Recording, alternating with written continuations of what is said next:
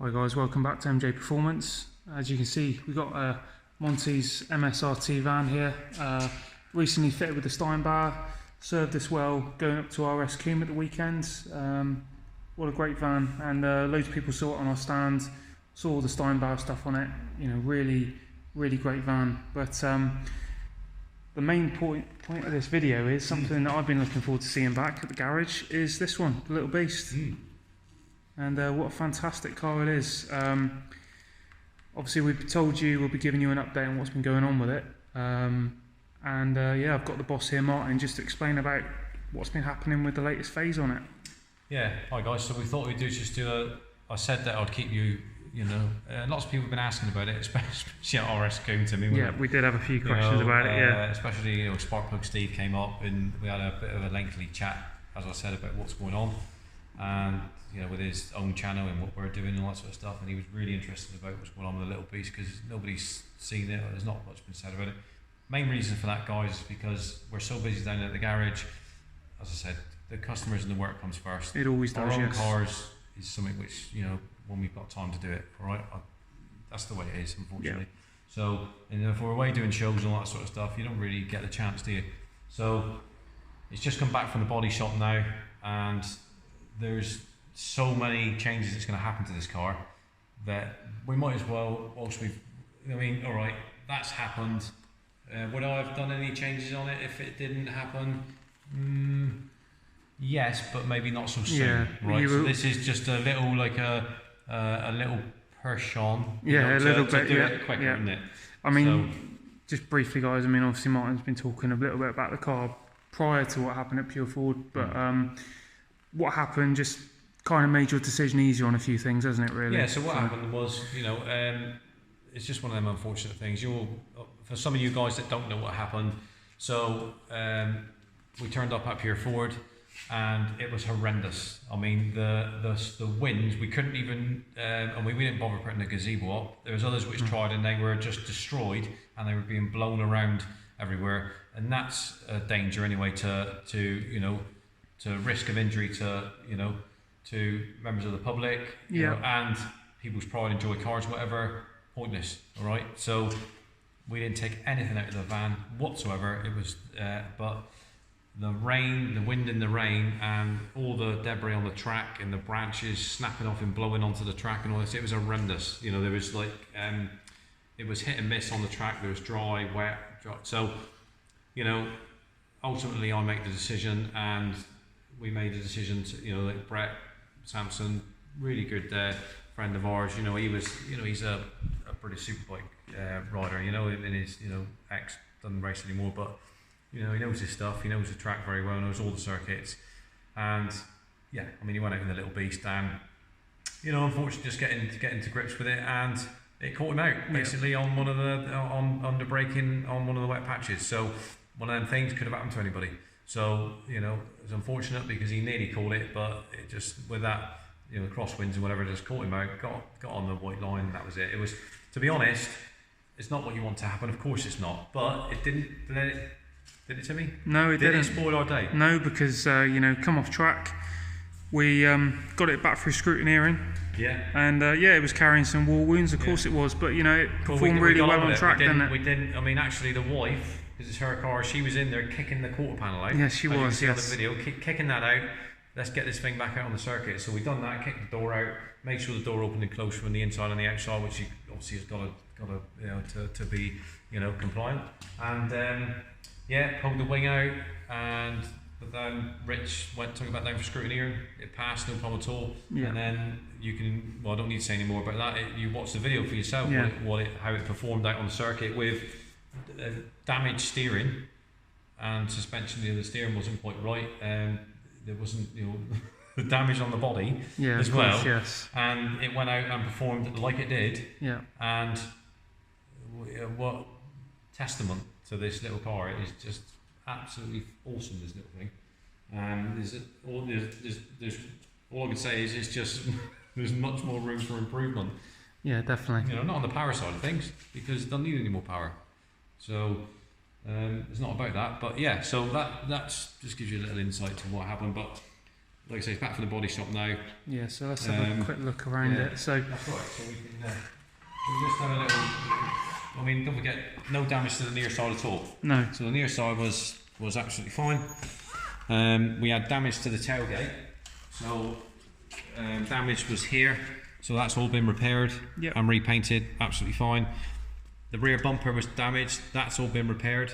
Only light cosmetic damage on it. You know, the fog light was broken, stuff like that. But and the securing trim, which secures on there's one on the other side. They took it off. This trim here, look. Yeah. Right, so that was so smashed, but again, not a problem. That'll be. We've got a brand new one of them, so that's fine. Of course, the main damage was down this side. The main damage was on the offside. So if you've seen it before, guys, so this now is at a complete new quarter panel. Yeah. All right. So that's all been installed. As you can see, look, all comes as part of the doorstep. So that's all been replaced. Everything's all been done. All been repainted. New door. Quite good with that one actually. So I managed to find a door on eBay in race red. It was a few little scratches on it, but didn't matter because that was repainted as well. So, you know, job done. There was a bit of damage on the front apron on the pillar. That's all been repaired, as you can see. And there was a bit of damage on the bonnet. What we've done there is just that's been filled in with lacquer. That was the only damage. Some of the other scratches we got out, so that'll be. But Mr. Sticker, well, he's very clever. So what we'll do, that little bits like that, we'll just, you know, we'll have a graphic which will float. Yeah, we're not gonna worry about that. We're not gonna worry about that. I'm not gonna wrap the bonnet because it's a carbon bonnet, no. So there's no point in doing that. So yeah, so that's what it is. I mean, you know, as I said, we were very lucky because it went in backwards. Sideways, you know, so on the tyre wall, so all the damage was that, and you know, we were lucky it wasn't a front ender or rear ender, so there was no damage to the chassis or anything like that. And well, Rich drove it around the circuit for the rest of the afternoon, and you can see the way it was lapping. Yeah, he certainly did. So obviously the sill has been repaired, that was damaged. Yeah. The lower sill, but I mean, what we'll do, guys, just for the benefit of people that haven't seen the videos, I'll put a few little clips of Rich on track with this one at the end of the video so you can have a look. So we were lucky it wasn't front end damage, because unfortunately there was other cars up there that one of the drift cars, bit of a shame, Sapphire Cosworth, when they get it wrong, they get it wrong. They get it wrong, and he got it wrong on the bottom corner, and he wrote the car off right into the tyre wall. So I think there was a red. Unfortunately, was it real Fiesta? smart one. Yeah. Real shame, 1300 Super Sport, and he lost it on the braking. Couldn't stop. Once you get on the grass, it's like being on skis. The car would be on skis, wouldn't it? So straight into the front ender, right into the tyre wall, and that was totally gone. Yeah. Now, you know, you were cringing when you know watching that. It was devastating. Well, because look, we were the first ones to have an accident, and then thereafter watching, you know, we were still competing. You know, Rich was on the same map, and obviously he slowed down to see the accident. And you know, the first thing Rich said to me was, "I'll feel for him because you know we've had an off for this one. He's going nowhere with that. That's completely finished. You know, but the risk you take, guys, when you go out on the circuit. It is, yeah. But we're not. I can't have cars, and this is just me. I can't have cars and just stand around staring at them. And you know, I mean, we all banter and mess around about the cotton buds and all that sort of stuff, but I can't. I'm not into that. I don't do that. So you know, if you have a car, you know, that you're trying to extract power out of, and you want to, you know, do this and do that, and upgrade and develop and all that sort of stuff. If you want to make noises, guys, get out on the circuit, a circuit, and you know, you never know, you might enjoy it if you actually do that. You know, get all the noises out on the circuit. Yeah. You know, get the car doing what it's supposed to do. You know, you know, Rich is the worst one for that, because you know, if I let him do a video on that, he would spend the whole time talking about the reasons why you should be doing that. Well, he was he was really straining him at the leash on Saturday, weren't you? He was desperate to get out on track. He was desperate, and you could tell he was like, it was very frustrating for him sitting up on that hill watching. Yeah. Because, you know, that's but way, isn't it? That's that, you know, he's got a, that's the sort of thing that you know, it's not ideal, No. and there's nothing more than I wanted to be out on circuit, especially on a day like that, because this would have been, and you get to see what's out on circuit, and you sort of like get an idea of how your car would have performed, and that's frustrating him even more. Yeah, because he knows that he would have been one of the quickest things out there, and it was. You know, say no more on that one, isn't it? But well, you know, Rich will be back. This one will be back, doing what they do best on track, guys. Don't worry about that. But we'll be keeping you informed on this one as we do more bits. Well, that's the reason why we've done it. I thought we'd do a quick video. We'll do another one when it's going through its progressive upgrade stages. You know, because it won't just be here. It'll be other people that are involved with doing it as well. Julian, you know, 4M Engineering, who does all our fabrication and whatever. I'm going to give you an idea, guys, to the what sort of cars that guy works on.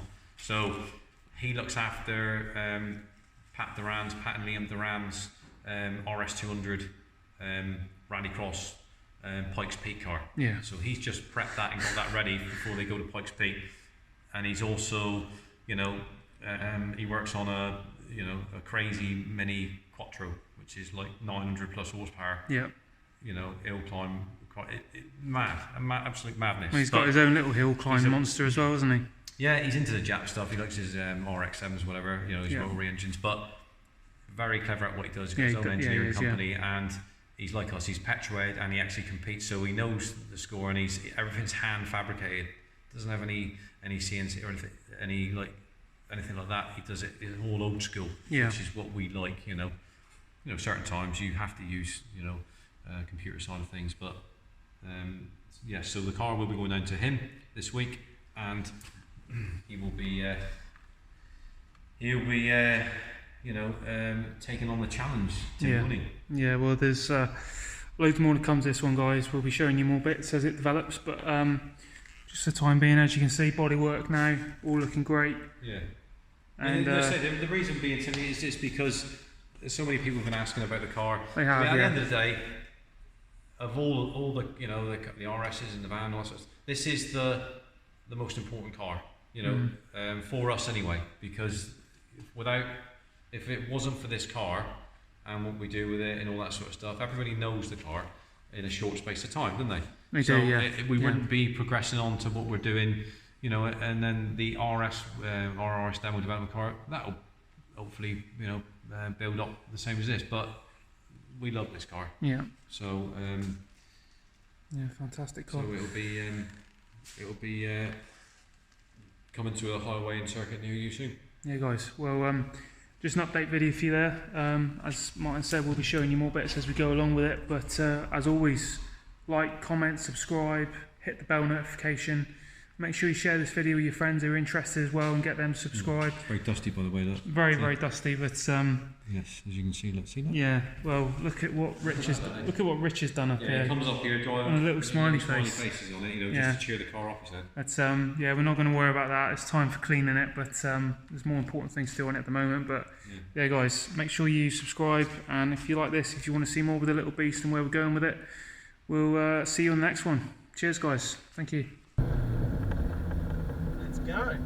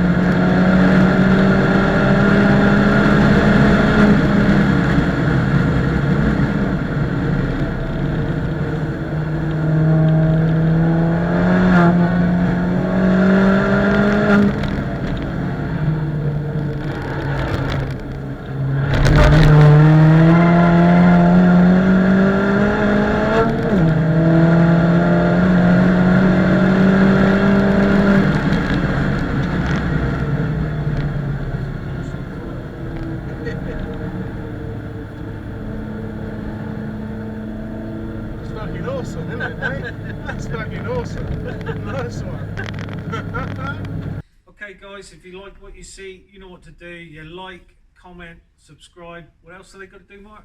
Ding ding! Hit the bell button. Cheers guys. Thanks guys.